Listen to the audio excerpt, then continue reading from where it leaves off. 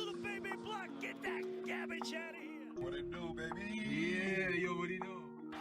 There's a new NBA champion, and it's a team from Toronto, Canada. OG with a look, got it!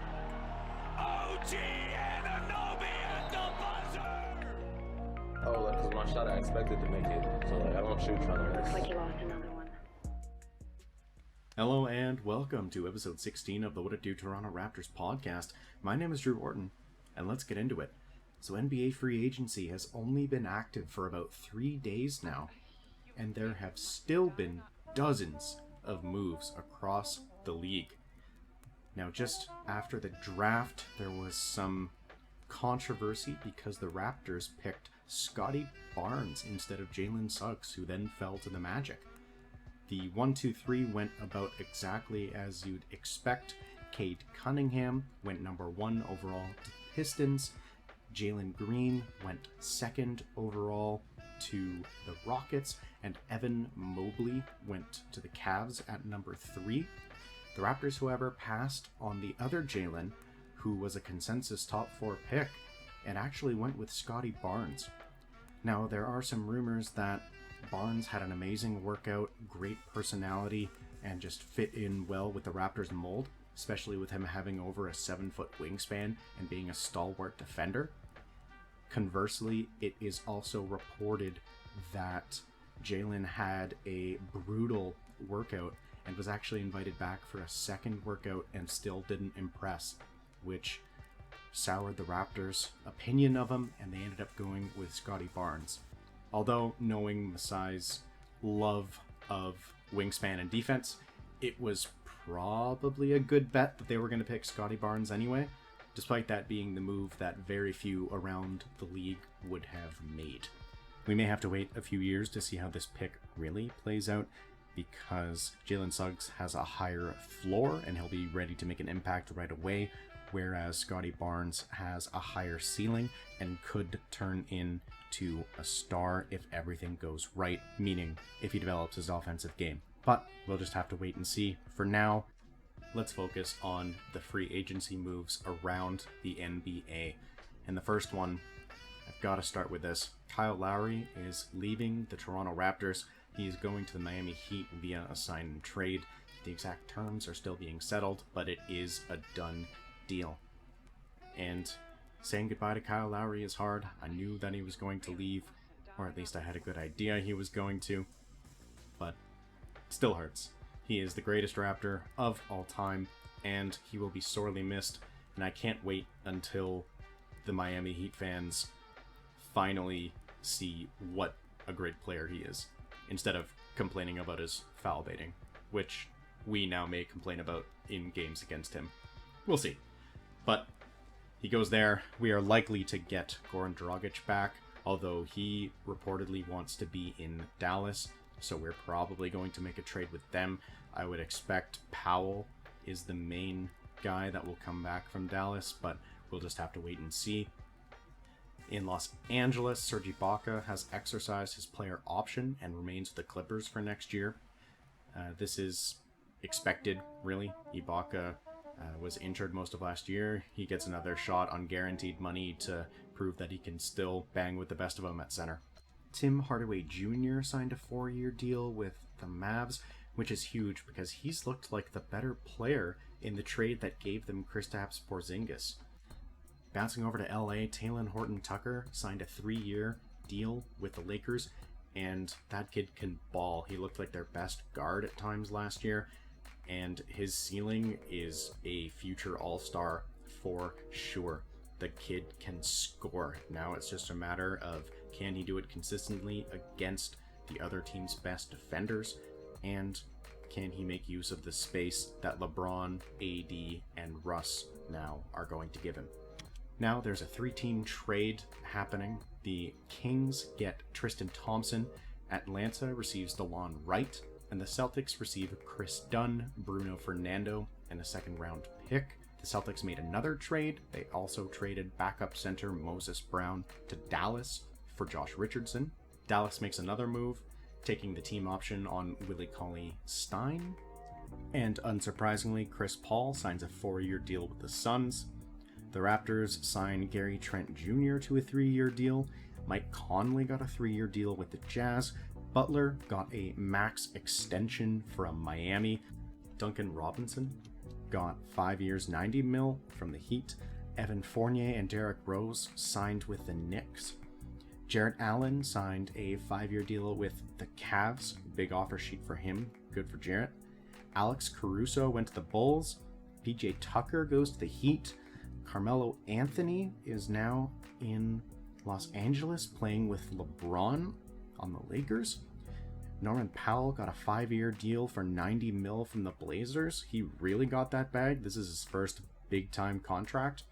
Let's see if he's worth the $90 million. I think he will be. He is a 3-level scorer, and you always will get paid in the NBA if you can score. And in a blockbuster trade, the Lakers sent Montrezl Harrell, Kentavious Caldwell-Pope, Kyle Kuzma, and a first-round pick in the recent draft, and receive Russell Westbrook and 2 second-round picks.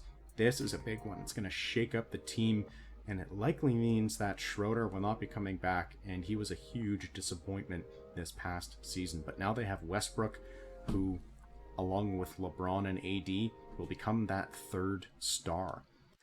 And the Bulls made a couple of big moves to get some firepower around Zach LaVine and Nikola Vucevic. DeRozan went from the Spurs to the Bulls.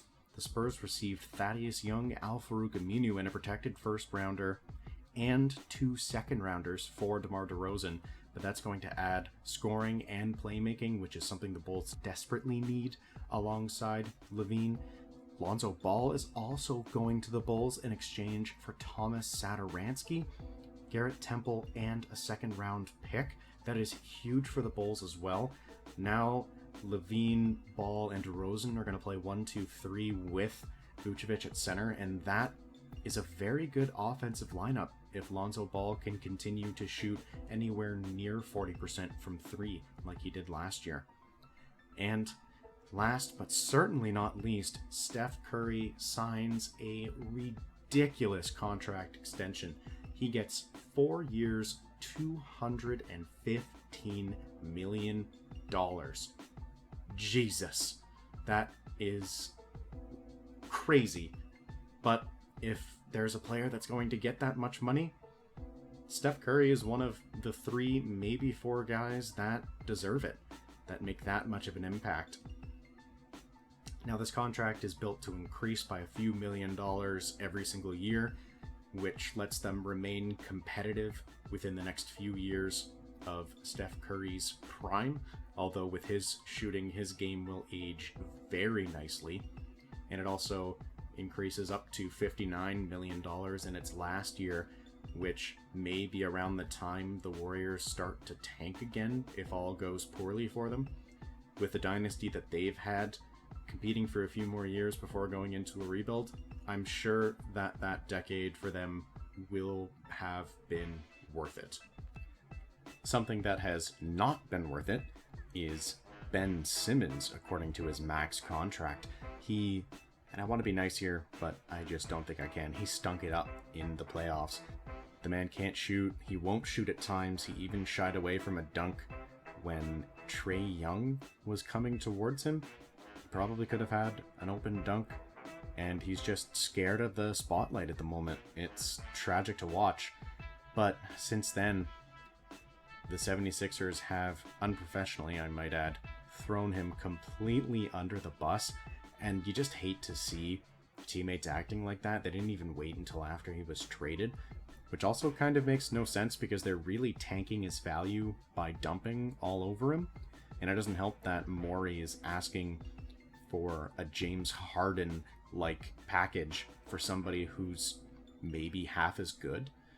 He's an excellent defender and a great playmaker, but with absolutely no shot, he's a hindrance on the offensive end come crunch time. Now, here are some examples of the ridiculous asking price on Ben Simmons. Morey had said that he wanted Kyle Lowry, Fred VanVleet, OG Anunoby, and the 4th overall pick for Ben Simmons. I wouldn't trade one of those things for Ben Simmons. Now, maybe that's a slight exaggeration, but still, he is nowhere near worth that package. That is a package fit for someone like Damian Lillard, if I'm being honest, but also being a bit of a homer. But sue me, it is my podcast. But man, that is just a brutal offer. There is no way the Raptors ever accept that. I mean, it almost seems like Morey is intentionally negotiating in bad faith to try and raise Simmons' appeared value, but it's just not working. The Warriors rejected a trade proposal from Philly, and it was Ben Simmons to Golden State for Andrew Wiggins, James Wiseman, in addition to the number 7 and number 14 picks in the recent draft, as well as 2 future first-round picks. That is ridiculous.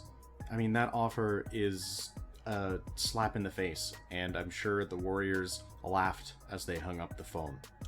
And lastly, the Sixers actually rejected an offer from the Indiana Pacers, who were offering Malcolm Brogdon and a first-round pick for the 76ers, and they wanted more. I think he's worth more than Brogdon and a first-round pick, but not so much more that you're getting 4 first-round picks and 2 quality players. There seems to be a disconnect between what teams are willing to pay for Simmons versus what Morey is trying to get. And I'm not sure who is going to overpay, or if Morey is eventually going to relent and take a lower offer. But we'll just have to see, because I really doubt that he'll be back in a Sixers uniform. They've basically already made it clear, both Ben Simmons and the Sixers, that he will not come back. That bridge has been burned. So it'll be interesting to see what Morey does for the rest of the offseason. Once more news comes out, I will give an update, and I'll also be starting to talk about the Blue Jays a little bit more as they try to push for a wild card spot as they return to Toronto. 4-1 since they've returned with their win tonight over the Cleveland Guardians. The bats continue to be hot in Toronto, and the pitching has stepped up so far. Plus, they played the Royals, which also helps. I do want to expand the scope of the podcast a little bit, cover some other sports just a little bit more here and there, and especially the Toronto teams. But for now, I've been your host, Drew Horton, with episode 16 of the What It Do Toronto Raptors podcast. And as always, thanks for listening. I'll see you next time. Peace!